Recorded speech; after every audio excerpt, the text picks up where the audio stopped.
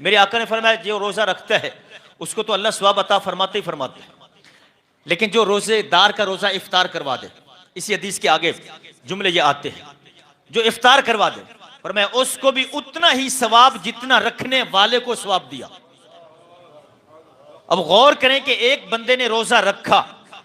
उसने भूख प्यास बर्दाश्त की, उसने आंख को बचाया, उसने ख्यालात को बचाया, नमाजें अदा की, पूरे तकवे के साथ दिन गुजारा, तो कितनी मुशक्कत से गुजर करके उसने रोजा मुकम्मल किया, तो जितना सवाब उसे दिया जा रहा है जो एक लम्हे में उसे रोजा इफ्तार करवा दे, अल्लाह उतना सवाब जितना रखने वाले को देता है उतना इफ्तार कराने वाले को देता है। अच्छा, जब मेरे आका ने यह फरमाया तो आका करीम अलैहिस्सलातु वस्सलाम की बारगाह में सहाबा बैठे थे, हुजूर अर्ज करने लगे, आका हम में से सब ऐसे तो नहीं है कि जो सभी रोजा इफ्तार करवा सके, इफ्तार कह के एहतमाम कर सके। इसका मतलब यह था सहाबा के ज़हन में कि इतना सारा एहतमाम, हमारे यहाँ तो इतनी वाफिर मिकदार में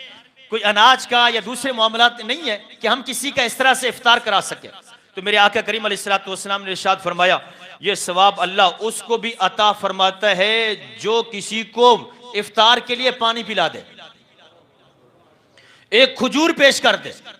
दूध का जो ना वो एक गिलास पेश कर दे, फरमाया अल्लाह उसको भी ये सवाब अता फरमाता है।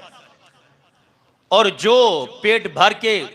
इफ्तार करवा दे, अल्लाह अकबर, मेरे आका इरशाद फरमाते हैं अल्लाह उसको कयामत वाले दिन मेरे हौज से पिलाएगा कि जिसको पीने के बाद फिर कभी प्यास नहीं लगेगी।